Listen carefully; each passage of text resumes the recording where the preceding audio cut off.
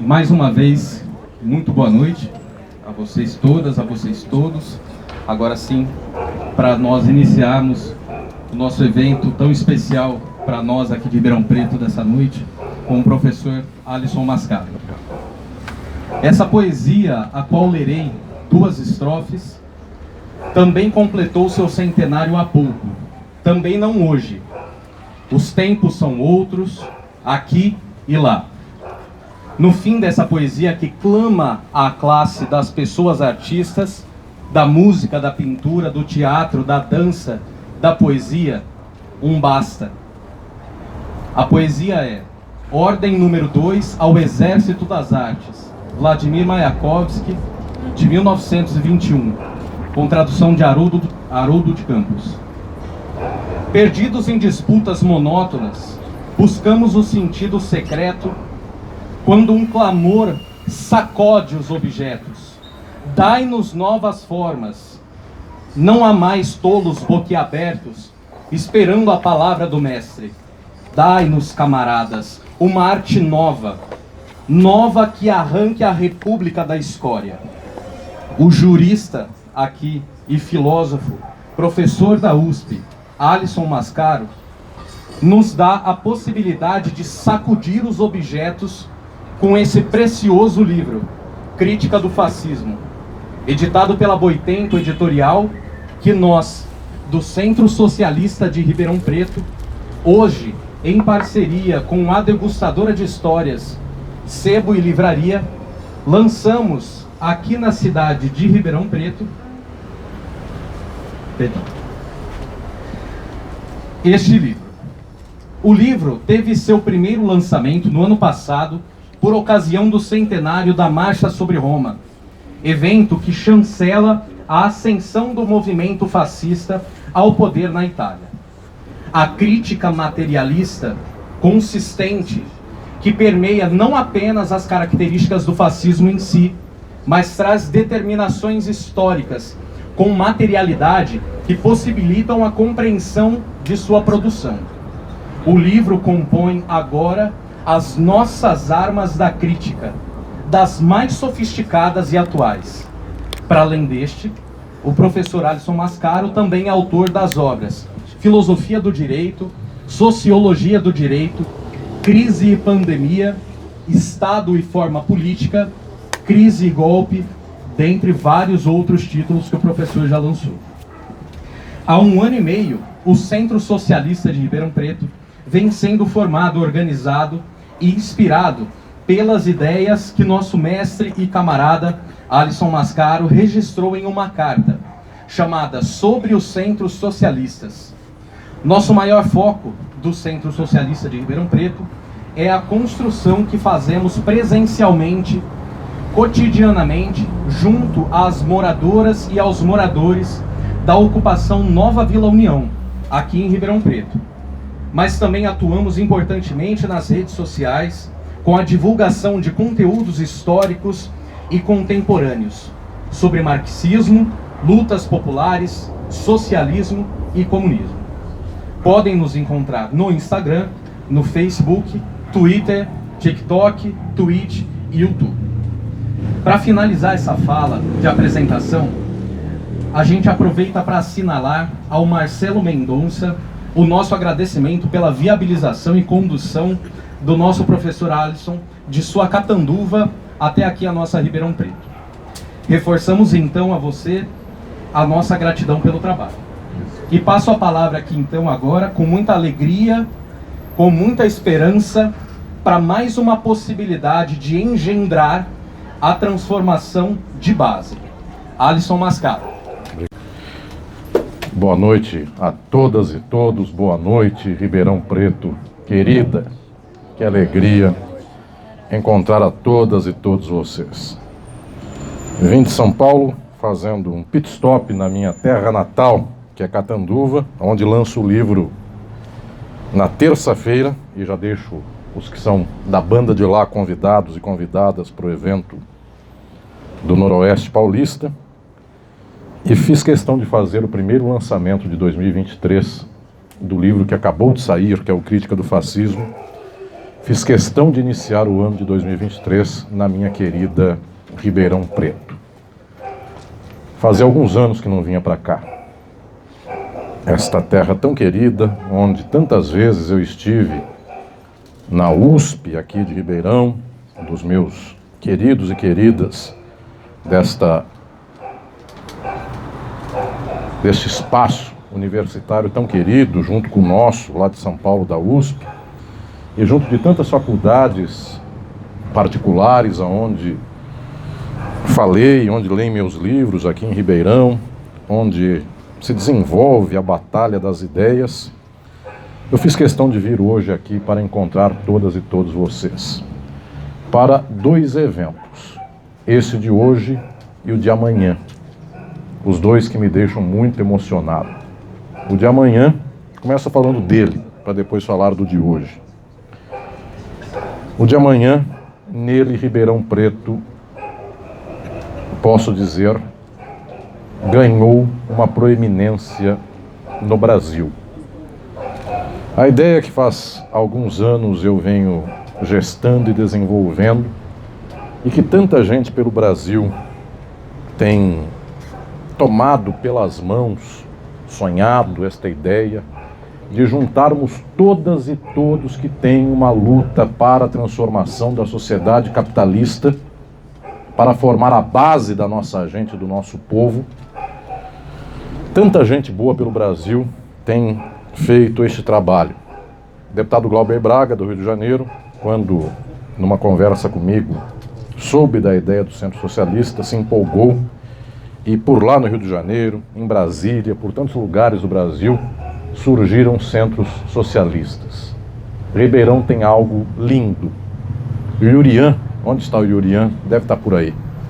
Yurian, querido, meu menino querido, que sonhou este sonho junto com todos os companheiros e companheiras de Ribeirão, amanhã eles fazem algo inacreditável e que entrará para a história.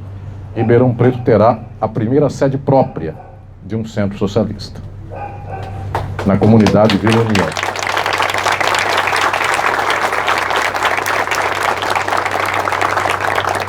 E eu vim para cá para poder inaugurar esse centro socialista. Ribeirão entrará para a história. E eu gostaria de convidar todos vocês, para colocarem o pé no barro amanhã e estarem com a nossa gente, para a classe média poder encontrar o povo e para a gente poder lutar juntos. Este sonho, Ribeirão está conseguindo fazer. Eu estou muito orgulhoso de vocês, de toda a turma do Centro Socialista. Obrigado por esse sonho, que vocês sonharam comigo e sonhamos juntos e juntas. Será um dia lindo amanhã, muito lindo. O pessoal está aqui, inclusive, até para não divulgarmos entre os fascistas o endereço do Centro Socialista, é na Vila União, mas depois perguntem para o pessoal, numa rua cujo nome nos orgulha, Rua Marielle Franco, por lá. O número, eles avisam. E eu estou aqui na Rua Garibaldi. Então, numa cidade e num país aonde os nomes de rua são dos donos de escravizados, os piores são os nomes das ruas, eu fiquei surpreso com a nossa livraria. Eu quero cumprimentar a todas e todos da livraria aqui de Ribeirão. Eu estou feliz por falar na Rua Garibaldi. Então, não alguém totalmente dos nossos, mas é um dos nossos. Então, é a Anita Garibaldi, sua companheira, que nos orgulha tanto, e o próprio Garibaldi, de alguma maneira também. Então, está tudo certo. Eu falo hoje na Rua Garibaldi, em Ribeirão. Eu não esperava nem que houvesse uma Rua Garibaldi em Ribeirão, e há. E amanhã eu falo na Rua Marielle Franco. E eu sei que vocês estarão comigo por lá. Porque um objetivo meu é fazer com que vocês se conheçam. Esse é o primeiro objetivo de um centro socialista. Deve haver pessoas aqui que não têm ideia do companheiro e da companheira que tem do outro lado. E todas e todos vocês, e todas e todos nós, sofremos estes anos de golpe Um dia pior que o outro. Então agora é a hora de nos encontrarmos, porque muita gente dizia: o interior de São Paulo não tem gente de esquerda ou gente progressista. Estamos aqui. Então é bom que nós nos conheçamos, porque uma pessoa é o lenitivo da outra. Alguém diz: olha, eu nem sabia que você existia, mas você me dá ânimo para seguir nessa estrada. O primeiro movimento de todas e todos nós é do afeto, não é do intelecto. Eu tive a ocasião de escrever a Carta sobre os Centros Socialistas. E lá eu disse: Centro Socialista não é espaço universitário do B. Não é para fazer TCC, não é para dar aula de cátedra. É para encontrar corações de pessoas que sonham juntas com um mundo diferente. Este mundo está errado de ponta a ponta. Eu insisto em falar isto. Amanhã eu falarei isso na inauguração do Centro Socialista. Este mundo é errado de ponta a ponta. Porque no final das contas o que nós temos é toda uma estruturação social na qual alguns dominam a multidão, alguns exploram a multidão e o resto é explorado. Não tem jeito disso dar certo.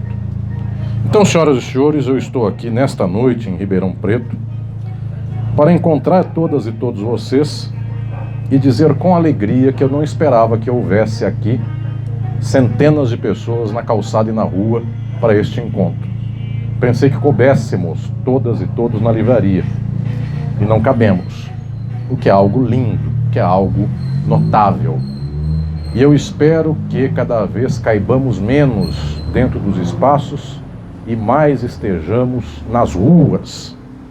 E saibam, o primeiro movimento é do afeto, é que a gente se olhe e diga: nós nos gostamos, nós nos ajudamos, nós somos muito poucos, mas valiosas e valiosos.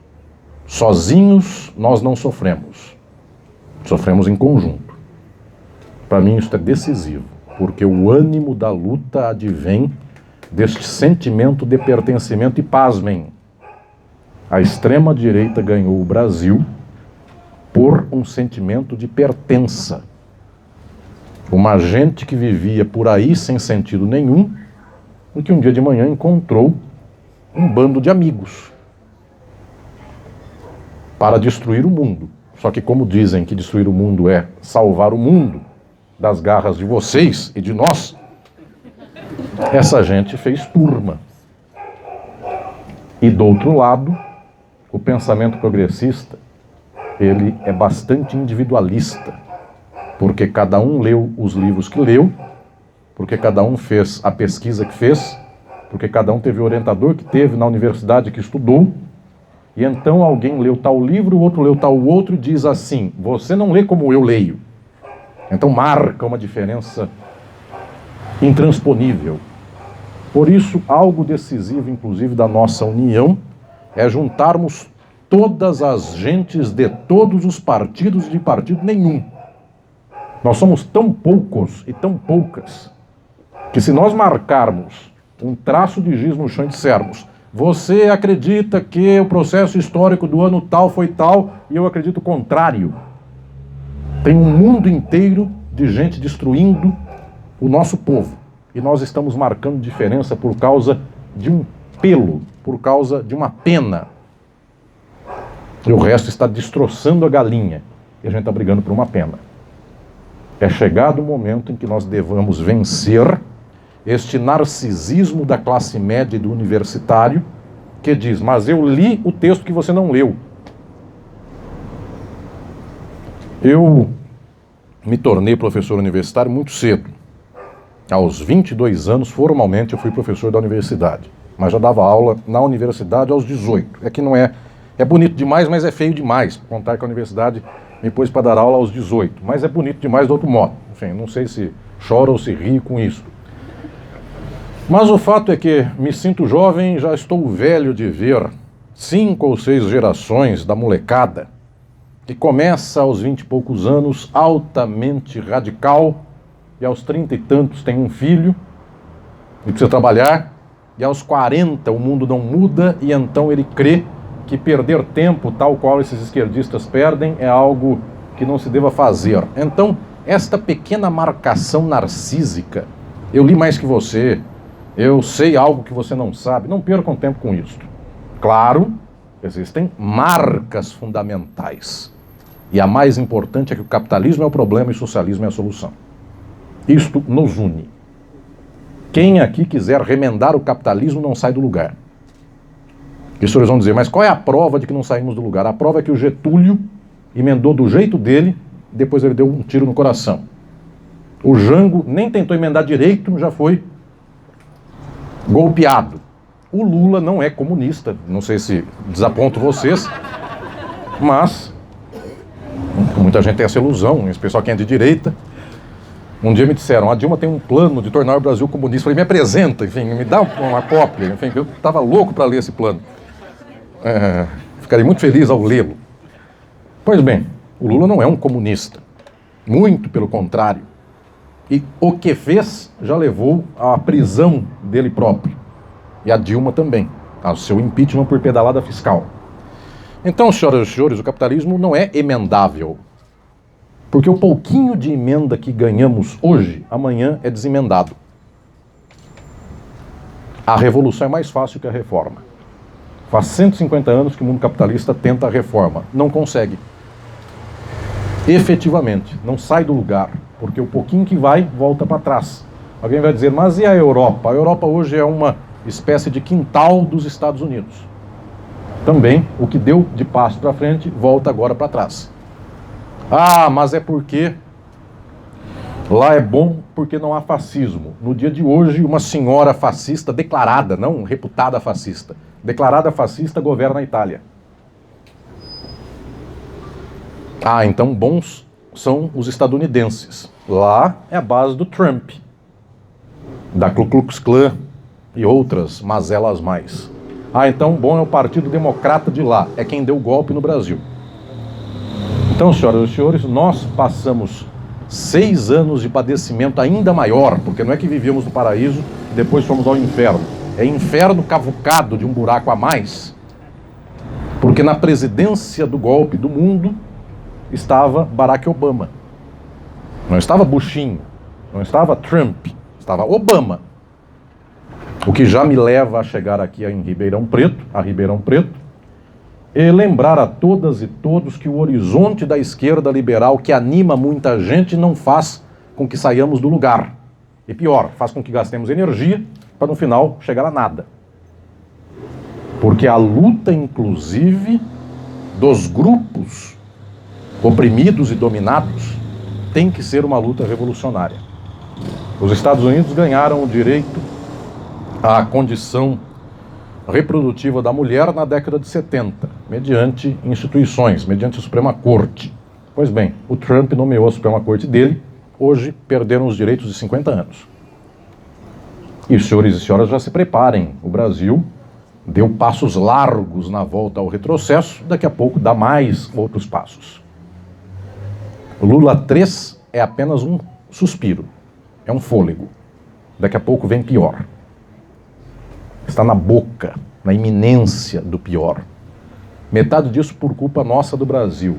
A outra metade por culpa do capitalismo geral, porque a crise do capitalismo atual é uma crise sem solução. Então o Brasil está na boca do precipício, a Argentina está na boca do precipício. Um argentino troca um Kirchner, que também não é comunista, nem ela é comunista, não vai aqui nenhuma acusação nesse sentido, mas troca isto, chamaria de isto, id, para falar aqui, como Freud um dia quis chamar a isso que ele não dava nome, trocam isso por Macri. Então, senhoras e senhores, o capitalismo que se tenta reformar é um prato de arroz e feijão péssimo, mal temperado, sem sal, e o povo troca isso por um pote de barro. E não há vantagem nenhuma em trocar arroz e feijão por comer barro. E é isso que o povo faz, trocando Kirchner por Macri. Trocando o que temos anos atrás pelo vampirinho, que ressuscitou ontem, inclusive, chamado de golpista, voltou. Estava num poste pendurado de ponta cabeça e voou. Pois bem. Sobrará ainda para o palhaço, mas daqui a pouco eu falo do palhaço. Por enquanto é o vampiro. Estou na ordem cronológica. Eu vim a Ribeirão Preto lançar Crítica do Fascismo. Incrivelmente, este livro é o resultado de anos da minha reflexão, de anos da minha pesquisa. Aqui deve haver alunas e alunos do meu grupo de pesquisa. O Marcelo, que me trouxe aqui para Ribeirão Preto, não sei onde está o Marcelo, em algum lugar ele está. O Vitor Baral, que veio de São Paulo só para o evento, está ali atrás, meu querido orientando de mestrado e doutorado. E mais gente que aqui, vocês talvez me enxerguem, eu não enxergo vocês, porque a luz não está tão resplandecente. Muita gente que pertence ao meu grupo de pesquisa na USP, lá em São Paulo, esteve comigo nesses anos na minha reflexão sobre o fascismo. E eu fiz questão de publicar Crítica do Fascismo quando o fascismo completou 100 anos. Foi final de outubro do ano passado, estamos em janeiro, faz 3 meses. Mussolini um dia pegou o pior tipo de gente da Itália, todo mundo vestiu camisa preta e desfilaram sobre Roma. Achavam aquilo ridículo. Eram uns 4 ou 5 mil pessoas desfilando na capital do país. Um país que tinha 70 anos de liberalismo, tinha um rei e suas instituições foram consolidadas e construídas por Garibaldi. Este que dá nome para essa rua. Um país desse nunca ia ver 3 mil toscos indivíduos vestidos de camisa preta, liderados por um sujeito que fazia mímica e era praticamente ridículo no gestual. Isso não ia dar certo. Então eles marcharam sobre Roma e a polícia e o exército romanos nada fizeram, inclusive em podendo bloquear a Praça dos Três Poderes de Roma. Não há essa praça por lá, mas há uma comparação bonita. Em podendo bloquear a Praça dos Três Poderes de Roma, a Via Ápia e adjacências, La Piazza della Repubblica e coisas mais, deixaram passar. Pois bem, Mussolini chegou ao Quirinale, ao palácio do governo, a porta se abriu, ele entrou e tornou a Itália fascista. Assim, com uma marcha idiota, da qual ninguém acreditava que pudesse dar certo, e ninguém achava que eles tomariam poder. E tomaram.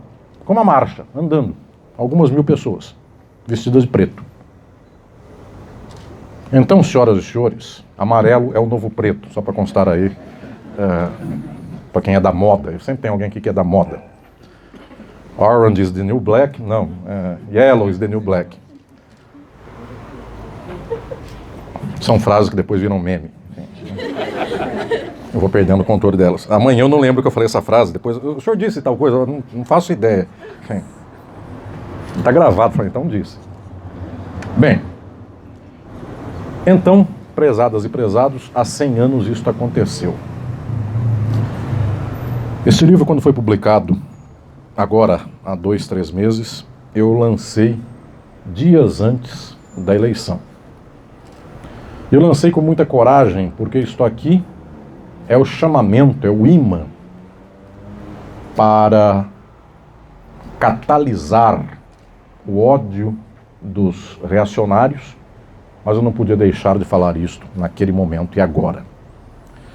Parece que estamos vivendo muito bem este momento da virada do ano. Não precisa falar de fascismo. Na quarta-feira agora eu faço a minha entrevista mensal ao querido amigo Leonardo Atush na TV 247. Eu sei que muitas e muitos aqui acompanham. A minha entrevista desse mês foi 3 dias depois da posse. E aí algumas pessoas escreveram: professor Alisson, por que o senhor não está tão feliz com a posse se ela foi linda? Eu disse, porque toda a base da extrema-direita está tal e qual, nada aconteceu. E amanhã pode acontecer alguma coisa. A entrevista foi na quarta, no domingo aconteceu o que aconteceu. Então já estamos alertas novamente. Nada aconteceu de fundamental. A exceção, claro, de um pequeno arejamento da tempestade. Não é desse desconhecer o que se passa. Mas só isso. Por isso que eu comecei o ano em Ribeirão Preto, depois vou para Espírito Santo, depois Bahia, Alagoas e tantos lugares mais. Mas eu vim aqui à terra do dragão pegá-lo à unha. Não são vocês, vocês são meus colegas de domagem do dragão. Mas eu vim na terra do agro domar o ogro. Bem, estou dizendo isto porque este livro eu busquei sistematizar um século de marxismo pesquisando o fascismo. Eu não me conformava que o fascismo fosse explicado, e hoje é assim. As universidades são assim no mundo. Isso não é Brasil, mundo. Os meios de comunicação de massa, tirando 247 mais 3, o resto é isto. A explicação do fascismo é dada por quem xinga o fascismo, por quem critica o fascismo, é dada por liberais, que dizem: o fascismo é um problema da falta de instituições sérias e de gente sem moral. Gente banalmente má, como dizia Hannah Arendt. E a explicação do fascismo não é essa. A explicação do fascismo é o capitalismo. Enquanto há capitalismo, uns poucos têm tudo, a maioria trabalha e nada tem. E não se consegue entender a vida de quem passará uma existência inteira e não poderá entrar jamais nesta livraria aqui de Ribeirão Preto, porque quem ganha R$1.000, 1.300 de salário mínimo e tem 2 filhos, jamais ele poderá comprar um livro. Então ele não tem nem o desejo de ver isso. Um dia um aluno meu da USP disse assim: professor Alisson, sabe o que é ser um aluno paupérrimo? Sou eu.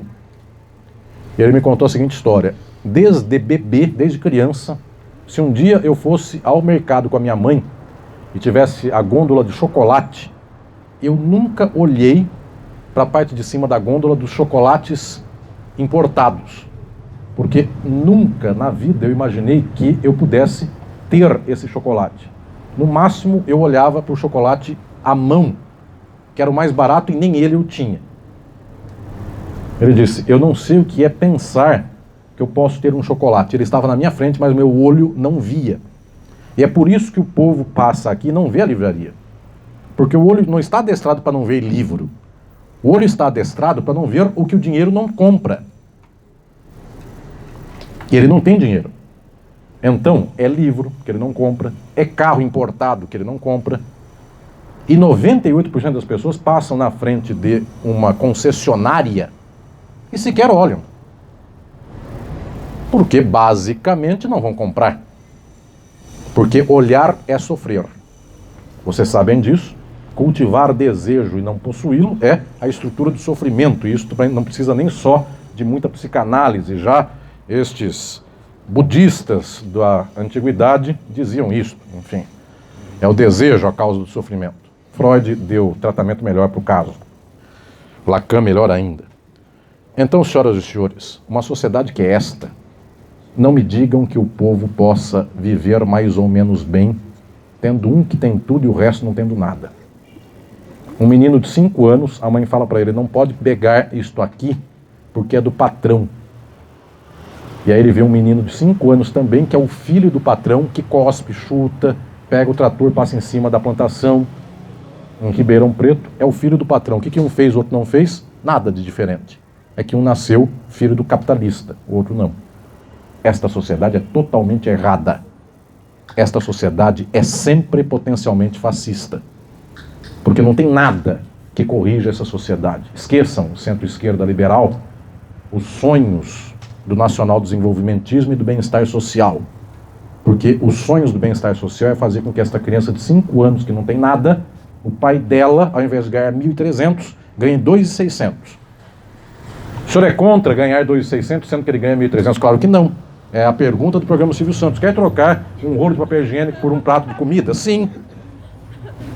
A questão é que o Silvio Santos controle o que eu quero e o que eu tenho.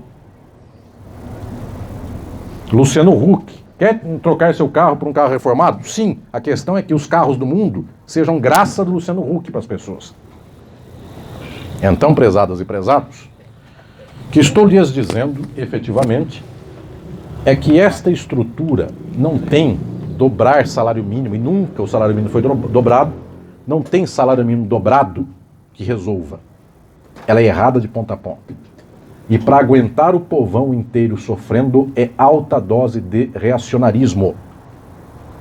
Então, quanto mais se explora o povo, mais igreja reacionária.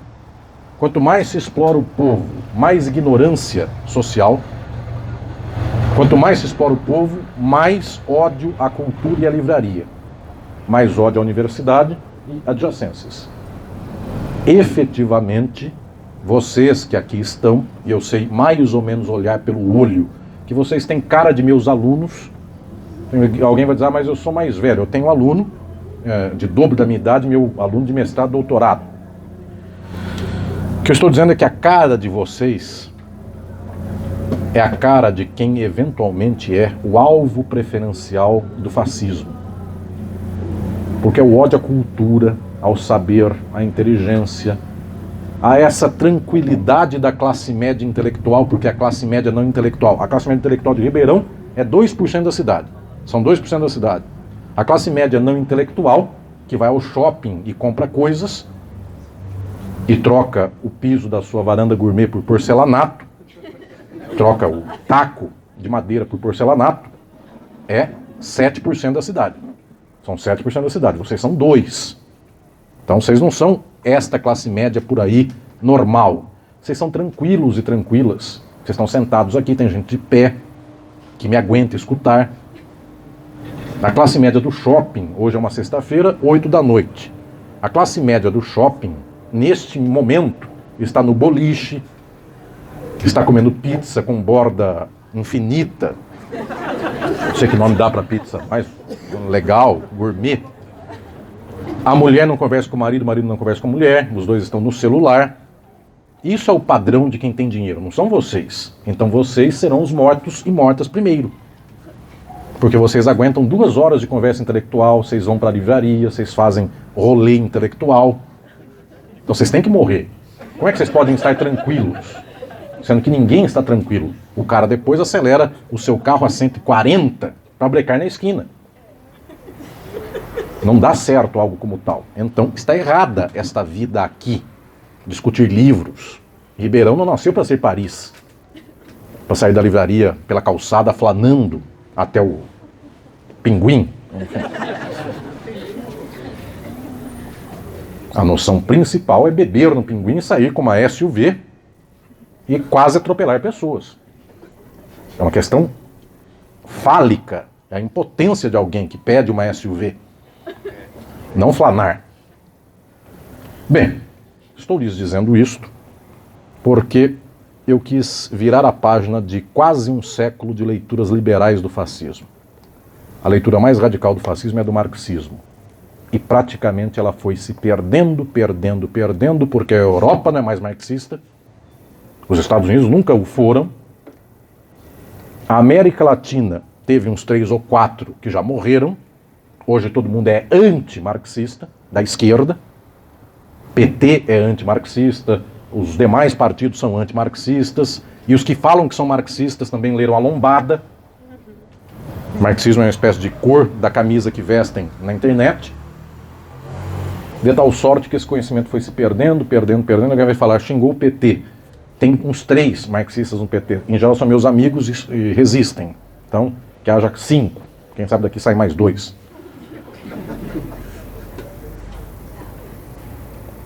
Eu estou lembrando, não, é que eu agora estou lembrando que Ribeirão deu bons legados ao PT.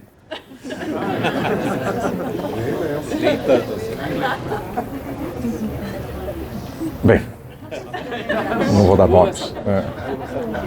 Até porque outras cidades nem legado deram. Enfim, então, pelo menos essa teve o que teve. Aqui se privatizou primeiro em nome do PT. É isso. Pois bem. Então o que estou lhes dizendo é que não é mais possível que a nova geração perdesse um século de ciência. E eu senti que isso estava se perdendo no mundo. E então eu parei anos para escrever o Crítica do Fascismo, para mostrar como o marxismo lê o fascismo e como ele chega ao ponto mais decisivo. O fascismo é sempre uma margem possível do capitalismo sob determinadas circunstâncias.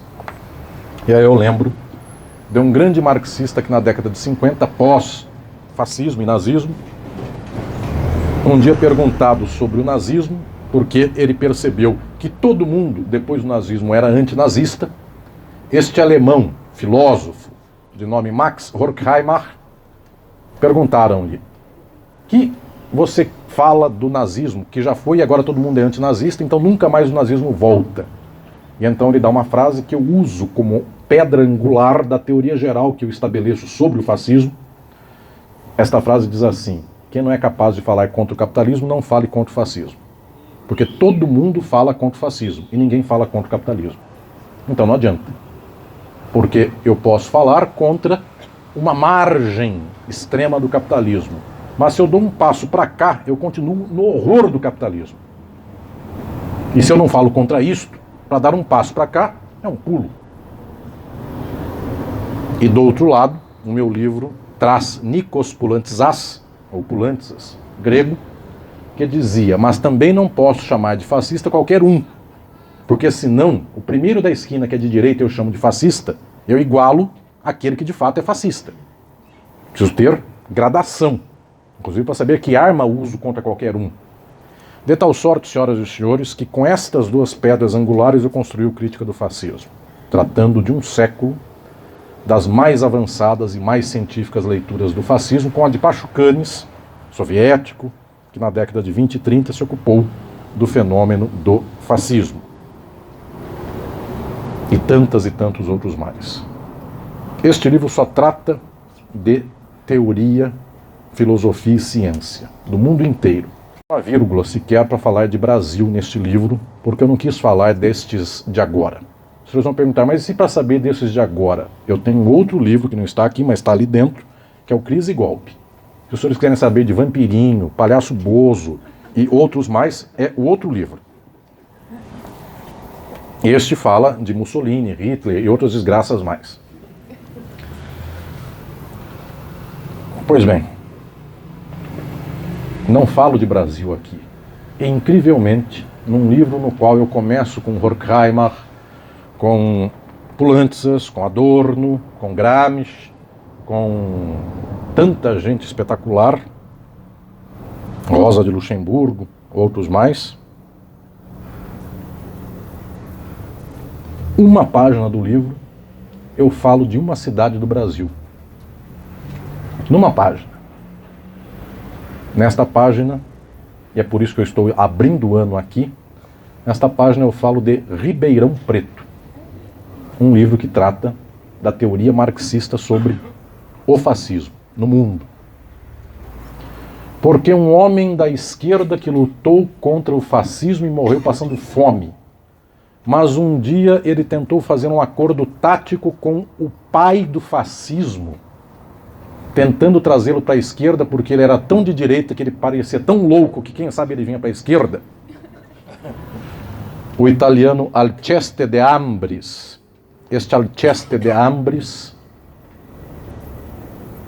ajudou Gabriele D'Annunzio, e aí eu falo que aqui nesse livro tem o nome de uma cidade do Brasil uma vez, mas tem outra cidade do Brasil outra vez, porque a minha terra natal, Catanduva, onde eu farei o lançamento do livro na terça-feira, também entra aqui, porque a cidade de Catanduva, que é mais nova do que Ribeirão Preto, que é basicamente uma cidade de italianos, ela fez uma associação italiana em 1920 e deu o nome de Gabriele D'Annunzio à sua associação.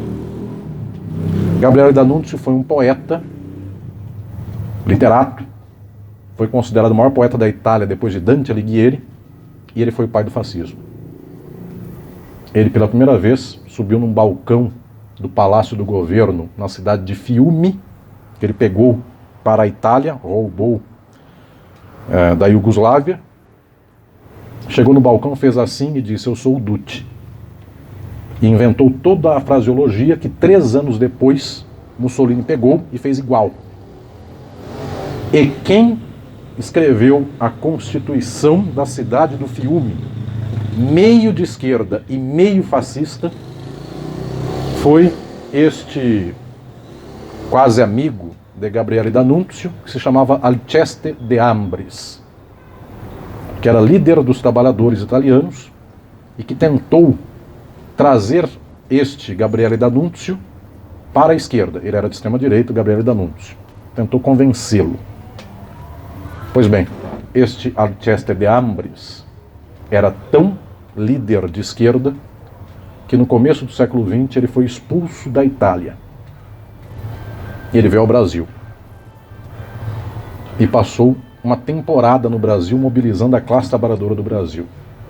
E daí, em São Paulo, Alceste de Ambris tentou mobilizar a classe trabalhadora, e aí ele percebeu que era fundamental, que era importante que ele mobilizasse as trabalhadoras e os trabalhadores do campo.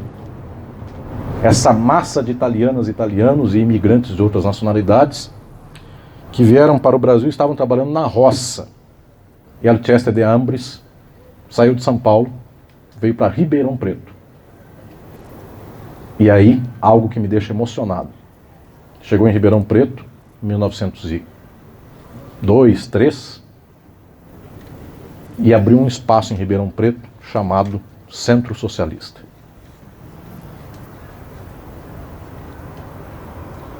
Do qual Ribeirão Preto fez questão de não guardar a história. Eu não sei nem aonde ele ficava. O Irian disse que alguém do grupo ia pesquisar. O Irian sabe disso? Não sabe, não está ouvindo. Quem sabe alguém descobrisse. Você sabe onde fica? Ficou? Não, na verdade eu e o Irian, a gente está numa empreitada de pesquisar mais e tudo mais, só que não sei, assim, é bem difícil, sabe? Parece que rolou até meio que um apagamento. Não tenho dúvida. No Museu da Casa Italiana, tudo mais que... Italianos não guardariam a memória do Alceste de Ambris, queimariam. Nada. Eu até cheguei a consultar algumas pessoas que estão na área da imigração italiana. Me parece que talvez no acervo do Estado tenha alguma coisa, né? Queridas e queridos, houve um homem que veio a Ribeirão Preto fundar um centro socialista. E ninguém sabe disso. Ninguém está nem aí com isso. É possível que daqui a um século ninguém saiba que esta noite existiu aqui. Vocês vão dizer, mas com gente gravando, filmando, o FBI está gravando a gente aqui, só não sei quem é a pessoa do FBI. Já disse que, pela minha experiência, é a pessoa que me vem mais simpática. Professor, como é que tá?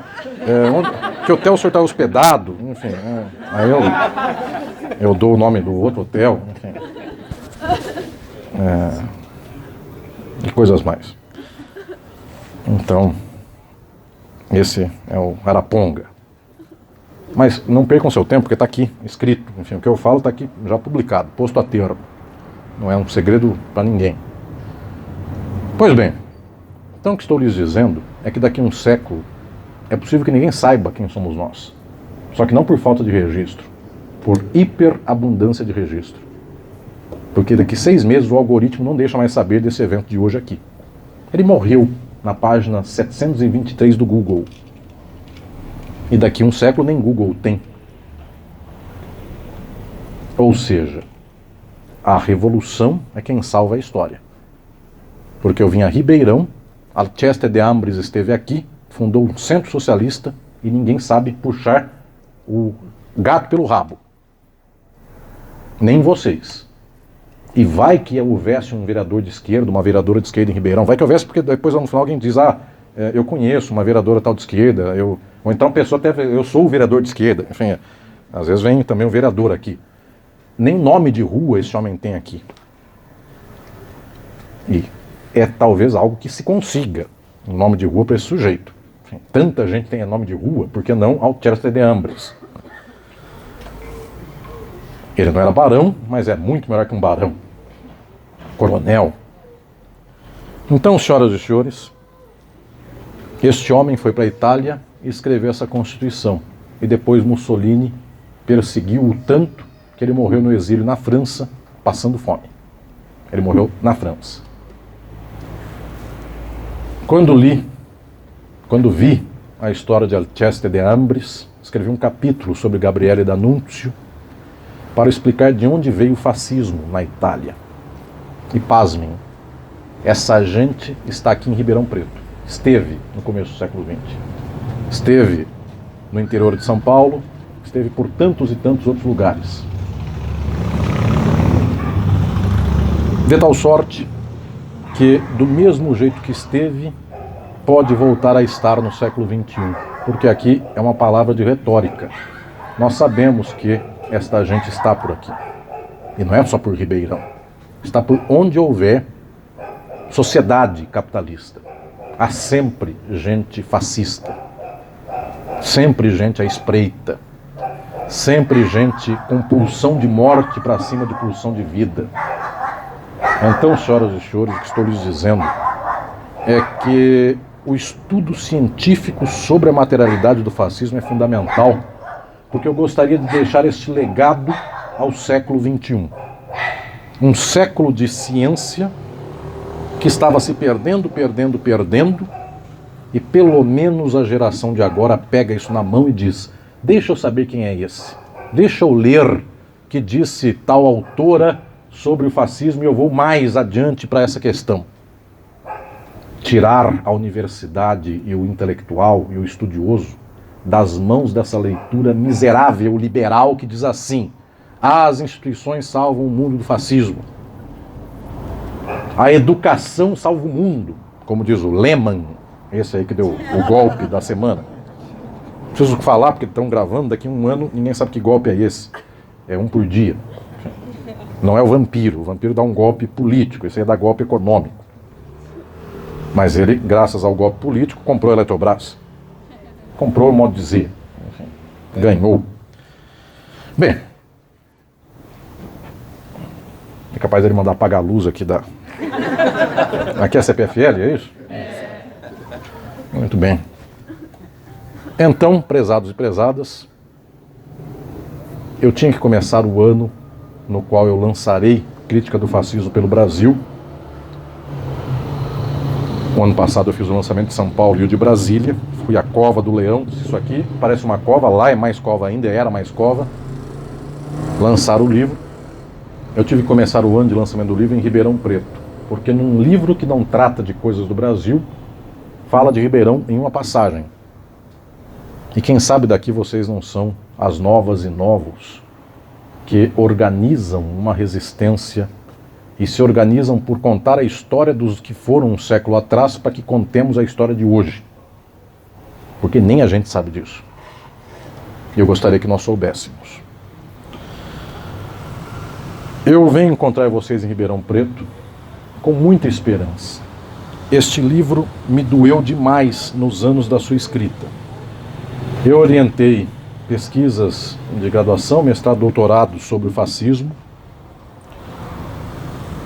Falei por muitos anos sobre isso. Tive um ano do meu grupo de pesquisa sobre essa questão, um seminário internacional sobre o tema. E fiz questão de falar com a maior dor do mundo a respeito do tema do fascismo. O fascismo não é curável enquanto houver capitalismo. Mas eu quero dizer também para vocês uma coisa peculiar. Eu sou exatamente o antípoda de uma personalidade que cultiva o sofrimento. Um dia eu publiquei um livro em um grande jurista brasileiro, um livro era sobre a esperança e a utopia. Um grande jurista, querido amigo, Gilberto Bercovitch, diz por lá: Alisson é o jurista da esperança. Eu vivo da esperança, eu vivo da alegria da vida. E eu vim a Ribeirão Preto, não foi para sofrer com vocês, foi para receber o abraço de cada uma e cada um de vocês. Foi para compartilhar e organizar esta energia de afeto. Só que eu tenho que falar da maior tristeza. Nós estamos no labirinto do capitalismo, que é o labirinto também do fascismo.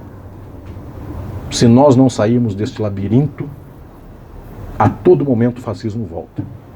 64, eu falo de 64 no Crise e Golpe, volta com tudo em 2016. Com os mesmos personagens, inclusive com a mesma ala extremista dos extremistas. Silvio Frota e seus assistentes do tempo, que hoje são os que o sucederam. Nem para Geisel, que não é elogio, é só uma constatação de que o buraco tem ainda camadas a mais a serem cavucadas. E nós estamos exatamente na camada do pior buraco, da qual nós não saímos. Então eu gostaria de dizer para vocês que é fundamental que nós consigamos sair desse buraco. E pasmem, senhoras e senhores, se fizermos a batalha das ideias, nós ganhamos em 3 tempos. Eu nunca imaginei que uma pessoa pobre, trabalhadora, pudesse em 40 anos largar a vida mais ou menos tranquila, de uma pobreza sem muito esforço e neurose, uma vida na qual ele tomava pinga de vez em quando e ia ao carnaval em fevereiro.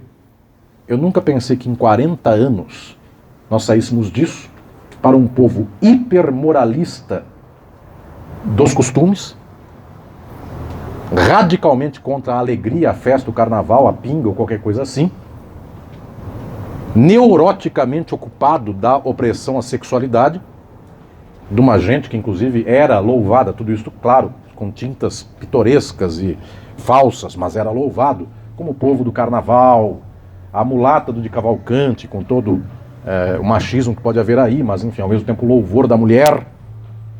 Nunca pensei que alguém pegasse um canivete e desse 8 furos num quadro de Cavalcante, de ódio da arte, ódio à mulher, representada por lá. Senhoras e senhores, a gente fez com que em 40 anos um país fosse mais ou menos largado em termos de costumes, ou seja, tanto faz, para ser um país hiperconservador, no qual as pessoas sofrem moralmente por não estarem no padrão da família cristã. E claro que isso é uma hipocrisia imensa, porque a deputada da família cristã matou o marido. O outro que falou em favor da família cristã, um pouco antes fez vídeo pornô e tudo mais. É que hoje está regenerado, né? Enfim, ao menos anuncia como tal. Já ficou amigo. E etc, etc, etc. Portanto, é um punhado de absurdo que se põe como tal. O que eu estou dizendo é uma coisa muito simples. É a ciência do marxismo, é a Althusser. Esta ciência fala assim: o povo é constituído na subjetividade para o capital, mediante aparelhos ideológicos. Faz 40 anos que o povo escuta assim: tem que ser da direita, tem que ser da direita, quem é de direita é bom. Meritocracia, etc, etc, etc. Teologia da prosperidade, que é uma coisa absurda. Mas 40 anos escutando isso, a pessoa faz mestrado em ciências divinas. Porque só teologia é pouco, ciências divinas é mais bonito. E sai dizendo isto. Então, senhoras e senhores, isto que é horrível, eu não vim aqui só falar de tristeza, ao mesmo tempo é a esperança e a coisa mais bonita. E que coisa mais bonita é essa? Se amanhã cedo nós começarmos a falar socialismo em Ribeirão Preto, soa tão estranho quanto há 40 anos alguém dizer assim: você é da macumba, macumba é do demônio, não pode ter sincretismo porque a única religião é a do livro tal, porque assim falou Deus. Não pode no carnaval, porque carnaval é demônio. Não pode beber pinga, não pode fazer isto, não pode divorciar. É preferível matar do que divorciar, assim fez a deputada. E etc, etc, etc. Há 40 anos isso é um absurdo. Hoje é normal. Se amanhã cedo falarmos em socialismo, quem nos escuta toma isso como chocante. Até o dia que uma pessoa pobre entregadora de aplicativo, diz assim: qual é a proposta disso? A proposta disso é pegar o latifúndio de Ribeirão e dividir com o povo. Parar de sofrer na base de aplicativo. Ah, mas quem vai levar a comida para a madame? A madame que faça. Acabou o madame. A madame come o que a sua mãe come. Então o problema não é a madame, o problema é a sua mãe, que não come e que faz cozinha para a madame. Este cidadão, se escuta isto, vem do nosso lado. É muito mais fácil isso do que dizer: se você tiver fé e rezar, Deus troca a tua moto por uma moto melhor. É muito mais fácil. E, no entanto, por que não fazemos? Porque agora vem minha tese. Há 50 anos as esquerdas do mundo, Brasil e exterior, há 50 anos essas esquerdas são... Você é companheiro da gente, não é? Também. É isso aí. Pelo physique do rolo é do nosso lado.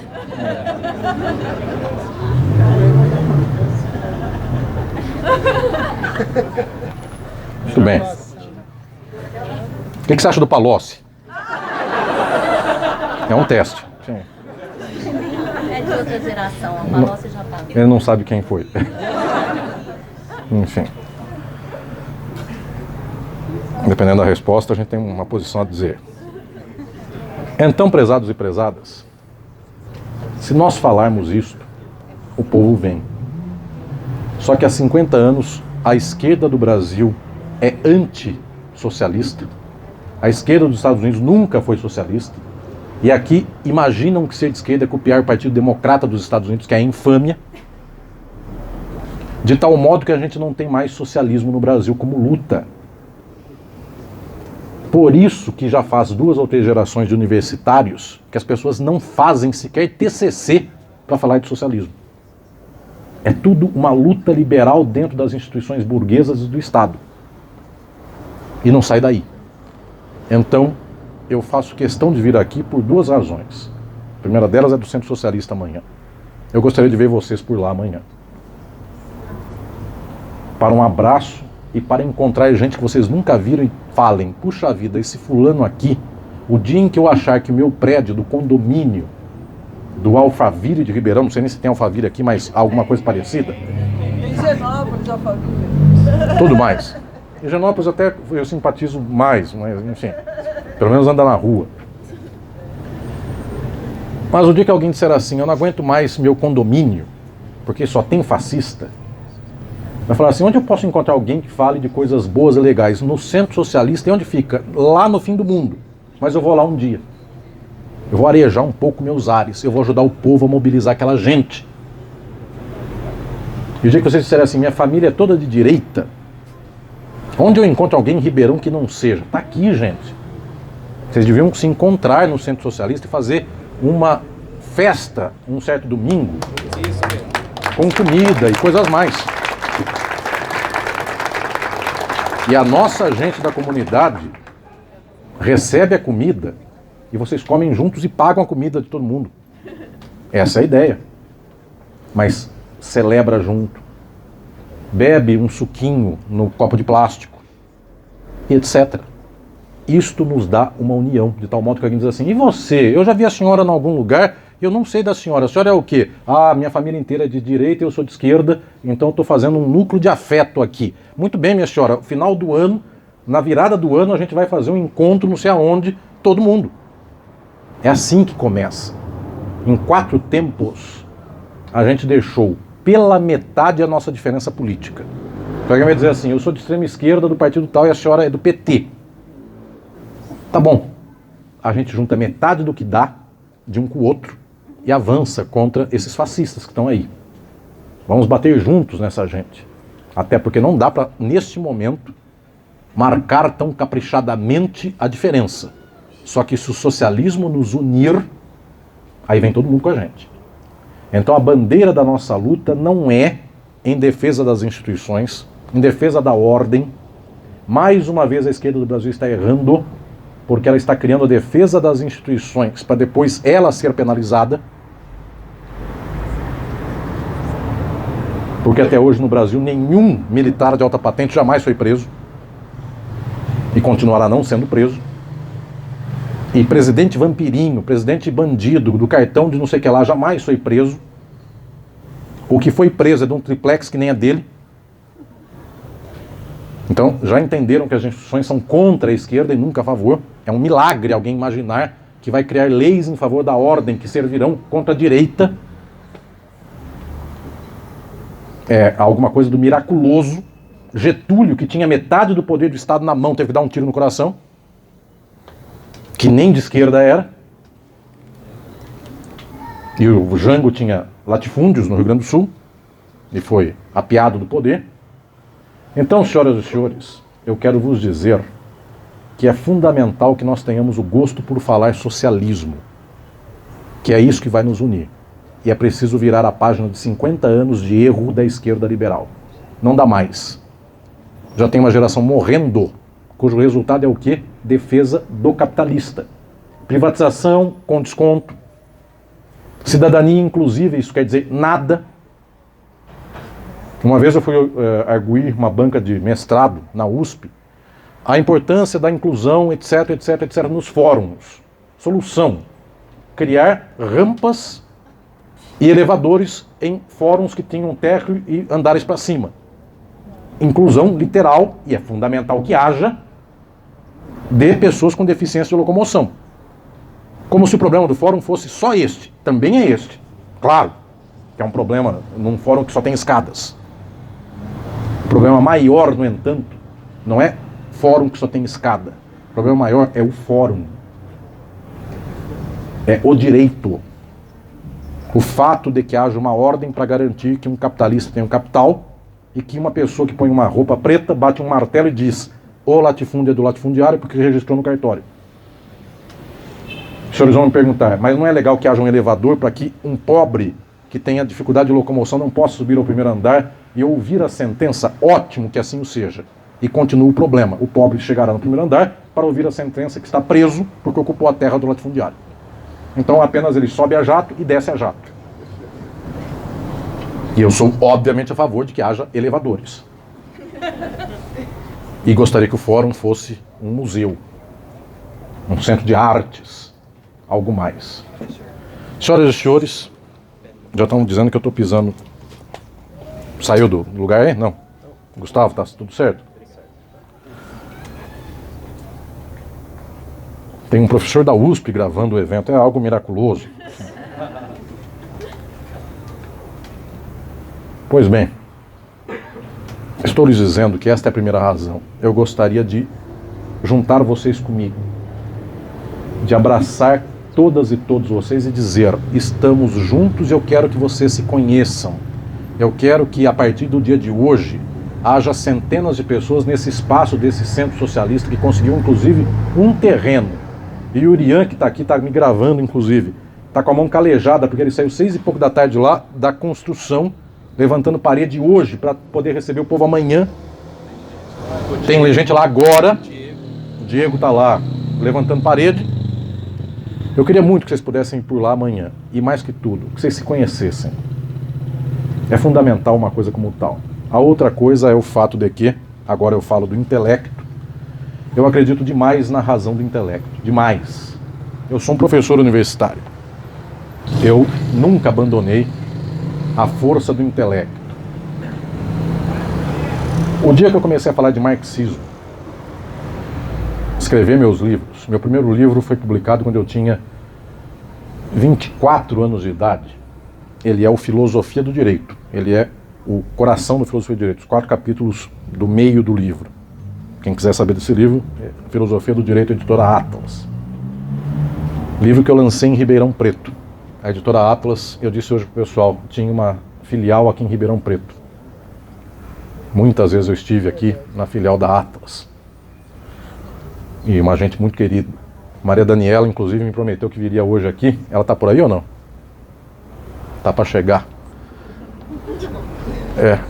E da minha velha Atlas. Eu acredito muito na ideia. Tem gente que fala assim: a luta revolucionária é só um fazer. Senhoras e senhores, superem uma casa dessa história. Um passo errado da esquerda do mundo e do Brasil é o louvor à prática sem teoria. Isso, inclusive, foi um padrão dos últimos 50 anos. Eu sou de fazer, não sou de estudar. Dá no que dá. Faz acordo aqui, junta um vice de direita com alguém de esquerda. Sou de fazer, eu gosto de resultado.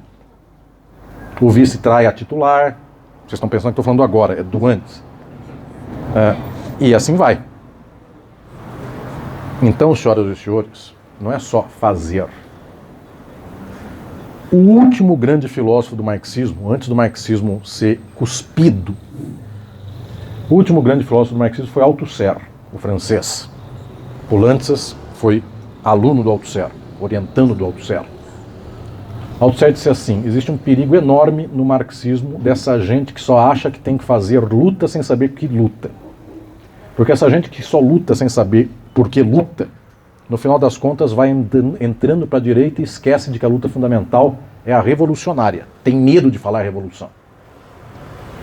Só que do outro lado, e aí eu faço a crítica do outro lado, com isso eu quero concluir esta minha fala, do outro lado tem o intelectual, o acadêmico, o universitário, a universitária, a acadêmica, a intelectual. Essa pessoa faz tese, TCC, lê livros. E eu não sei o que é pior, quem sai fazendo sem saber o que faz, ou quem se debruça nas ideias e nas ideias e nas ideias e faz um texto, um paper. Um dia me convidaram, professor, o senhor poderia abrir o seminário internacional sobre a agenda da década de 2010 para a inclusão de X? Falei, sim, mas eu gostaria de fazer uma pergunta prévia. Que agenda é essa? É a agenda que nós aqui estamos elaborando das políticas públicas. Falei, quem segue essa agenda? Falei, não, a gente está fazendo um evento na universidade. Aí eu disse, sim, só que o mundo odeia o que vocês fazem. Vocês não têm nenhum gato para puxar pelo rabo, para usar o exemplo de novo, para fazer com que a ideia de vocês sirva como vetor de prática de qualquer coisa. O que vocês vão fazer? Autocelebração na faculdade. Vocês fazem um evento, vem 3 pessoas falando, tem 50 na plateia, todo mundo bate palma, fala que precisa incluir o grupo tal, a gente sai de lá, apresenta um paper. Quem lerá um paper? Ninguém. Já me dá raiva falar paper, do negócio que chama artigo, texto, enfim, não tem que falar em inglês. Então, senhoras e senhores, eu tenho total desconfiança dessa gente que só tem intelecto. Eu não gosto, via de regra, é uma coisa peculiar. Essa gente daqui me conhece, o pessoal do Centro Socialista e os meus alunos. Eu não gosto, via de regra, de gente de universidade, com perfil de universitário, que é a pessoa toda certinha, ela lê um texto, ela diz, esse texto tem por metodologia tal e eu terei 3 pontos de apresentação. O primeiro deles é tal, o segundo é tal, o terceiro é tal. O intelecto, quando é genial, ele vai direto para a realidade. Direto. E essa gente que fala difícil para ninguém entender, essa gente esconde a sua fragilidade. Então ela fala de um modo pelo qual o conhecimento dela é todo cheio de vocabulário técnico. Direito é assim, psicanálise é assim, psicologia é assim, economia é assim, medicina é assim, engenharia é isso e qualquer coisa é isso. Sociologia é isso, a pessoa começa discutindo o método do Durkheim. Para discutir, você tem que abrir grama em Ribeirão Preto. De tal modo que ele prova uma inteligência excepcional. Essa pessoa tem uma fragilidade psíquica enorme, porque ela precisa ser louvada enquanto intelectual. E o pleno intelectual fala para o povo diretamente. Era o Lenin genial que juntava o povo e falava. O Mao Tse Tung, filósofo, que falava com o povo. Marx e tantos e tantas outros mais. Rosa de Luxemburgo, que saiu da prisão, economista, professora, doutora, e no outro dia de manhã foi fazer a revolução. Não falando assim, a majoração da taxa de lucro está na base de 27,3%. Não. O socialismo vem aí. É isso que ela dizia. Então eu gostaria de alertar vocês que eu não gostaria de um lado só da intelectual, do intelectual da academia. Essa pessoa sofre muito. Essa pessoa, ela fica provando para os amiguinhos que ela é uma pessoa mais inteligente. E essa pessoa morre numa prova que não tem fim. Porque sempre o do lado concorre com ela. Sempre o do lado odeia a ela. E do outro lado, senhoras e senhores, tem um povo que só sabe fazer ação prática. Não, vamos ganhar uma eleição de vereador porque é importante para reforçar as nossas bases. E nessa história estão há 50 anos fazendo vereador e nada. Vamos fazer acordo com a direita que amanhã a gente triangula com a esquerda e etc. E nada. E só golpe contra essa gente de esquerda. Então, prezadas e prezados, Althusser, que foi o último marxista antes de xingarem o marxismo totalmente, Althusser disse, de um lado só tem gente fazendo TCC, intelectual. Do outro lado só tem gente que fala assim, o que importa é ganhar a eleição e ver o que dá, sem saber por que faz isso. E não falar socialismo. Porque a maior parte da esquerda liberal, que são os amigos de vocês, fala assim, se em Ribeirão Preto eu falar de socialismo, eu perco a eleição de vereador. O cara acha que é isso mesmo. Vai discutir socialismo em Ribeirão? Ninguém está afim disso. No entanto, eu provo para você. Dilemas da democracia, 2 pontos. Impasses do republicanismo no governo Lula. Tinha 4 pessoas aqui. Eu estou ouvindo falar de crítica do fascismo e socialismo como solução. Está cheio de gente nisso aqui. Ou seja, o povão, que ninguém dá para ele o esclarecimento da luta ideológica do socialismo, o dia que chega alguém e fala assim, o sistema está errado, o povão gruda nessa pessoa. E quem que é essa pessoa? Um de extrema direita. O que fala a esquerda? Vamos salvar o sistema. Por isso que está errado. Nós não sabemos aonde estamos. Senhoras e senhores, o que estou dizendo para vocês, efetivamente, é a resposta que o Althusser um dia deu. Nós mudamos o mundo com ciência e revolução. Althusser disse, a luta socialista, o marxismo é ciência e revolução. Por que ciência? Porque se eu não souber um século de ciência sobre o fascismo, eu começo do zero. Novamente, eu invento o 14 bis. Professor Eurico Arruda, uma alegria vê-lo aqui. Muita alegria. O professor Eurico é médico. Pode alguém hoje resolver descobrir questões básicas da medicina? Pode. Só que aí ele perde 4 ou 5 séculos de ciência para discutir o básico. Seria a água transmissora de doença? Valeria a pena lavar a mão antes de comer? Se a pessoa resolver fazer essa pesquisa de novo, ela perdeu o pé da ciência médica, que está numa alta sofisticação.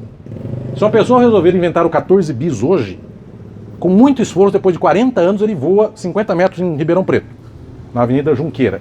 Não sei, toda avenida aqui é Junqueira, mas não sei qual eu me refiro. Certeza de que eu não erro. Aqui tem uma Avenida Junqueira. Estou errado ou não? A senhora não é daqui. Eu estou na Rua Garibaldi. Deixa eu me limitar ao garibaldismo. Então, prezadas e prezados, se alguém inventar o 14 bis, ele perdeu tempo. Ele tinha que estar na Embraer, desenvolvendo um motor ainda mais avançado. E se alguém hoje resolver, por conta própria, falar assim, qual é o problema do fascismo? De pensar, ele diz assim, o problema do fascismo é a maldade das pessoas. Ou seja, ele está no estágio 0 da questão. Por isso que ciência é fundamental, porque eu preciso de um século de ciência para dizer aonde parou o mais avançado cientista contra o fascismo. Parou aqui, é daqui que eu sigo. Entenderam? Para não inventar o 14 bis, sendo que os outros estão com Boeing. Por isso, senhoras e senhores, ciência é fundamental. Por isso eu estou aqui nessa noite. Por isso o livro importa. Por isso eu fiquei anos escrevendo esse livro para a luta. Só que agora é a segunda questão. E para que eu publiquei esse livro e vim fazer o autógrafo dele agora para vocês em Ribeirão Preto? Porque ciência é para a revolução. Por isso, o mais alto saber, quanto mais cristalino ele for, mais toca o coração da gente. Por isso eu não dei para vocês aqui as páginas internas de discussões intrincadas das disputas teóricas marxistas sobre o fascismo. Eu já cheguei com a moldura acima de tudo. Fascismo é um problema do capitalismo.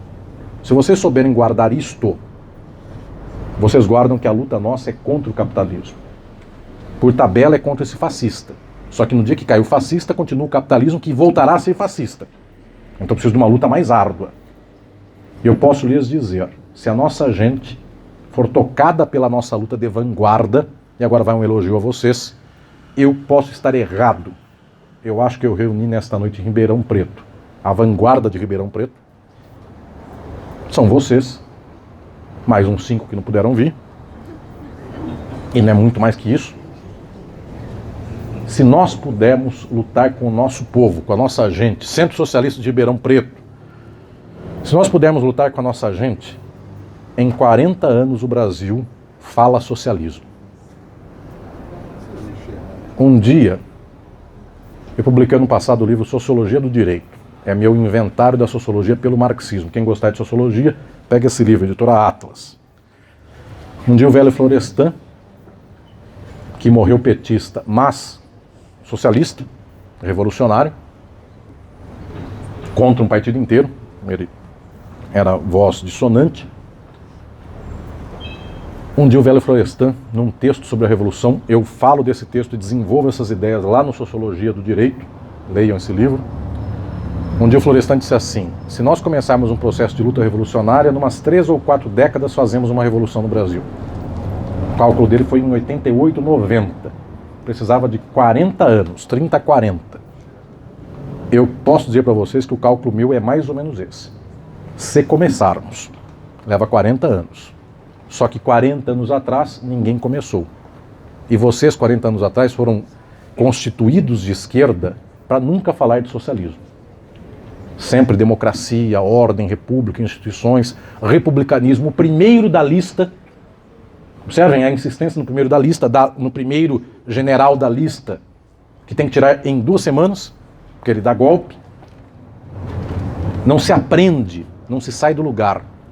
Senhoras e senhores, se falarmos hoje de socialismo, se Ribeirão Preto inaugurar o Centro Socialista e ele der certo, em 40 anos o Brasil é socialista. Então, esta é a minha palavra de esperança para vocês. Eu não quero que daqui a 40 anos vamos voltar aqui, todo mundo. O Dr. Eurico, inclusive, tem fórmula da juventude para dar para todos. Então a gente volta daqui a 40 anos para cá, nessa livraria, que vai ser um prédio de 5 andares. Eu volto daqui a 40 anos para Ribeirão e posso dizer para vocês que se lutarmos hoje aqui, em 40 anos o Brasil é socialista, porque para o povo, o dia em que contarmos a verdade, que o sistema está todo errado e não faz sentido, o povo vai lutar. Só que agora, pela primeira vez, da vez certa. Não é em favor do latifundiário contra o trabalhador, é em favor do trabalhador contra o latifundiário. Um dia Ribeirão Preto será rica, para o povo.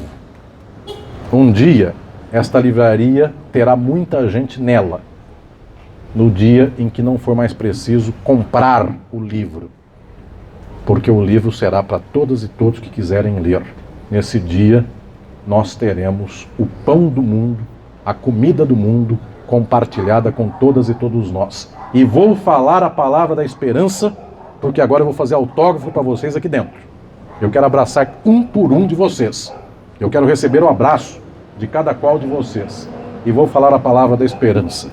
2023 eu vim a Ribeirão, falei de Alceste de Ambris, e ninguém soube. 2123, alguém na rua Garibaldi, em Ribeirão, depois de ter trocado o nome de rua de 90% da cidade, só ter restado 10, e essa é uma das que restam,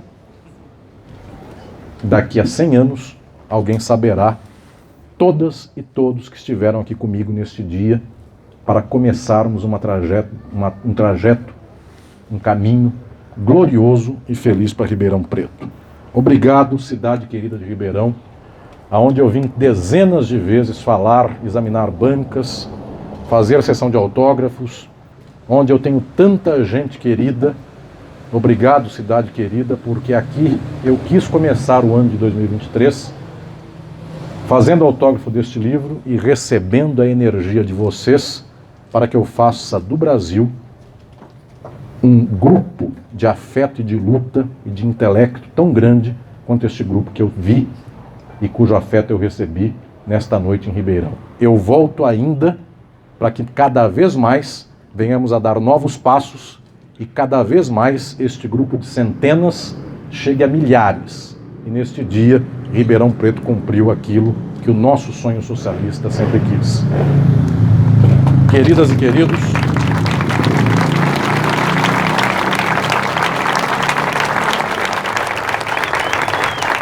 eu passei anos da minha vida pensando e refletindo sobre o fascismo e alguns anos escrevendo esse livro, sozinho. E nessa noite vocês me deram o maior presente, porque esta é a paga do intelectual. É o afeto e o carinho de vocês que me dizem que valeu a pena ter deixado esta semente, esta mensagem nesta garrafa ao mar, e este mar está cheio de peixe que fará com que este mundo seja um mundo transformado. Ribeirão, hoje e amanhã, também com o Centro Socialista, aqui nasceu a semente do socialismo no Brasil. Obrigado.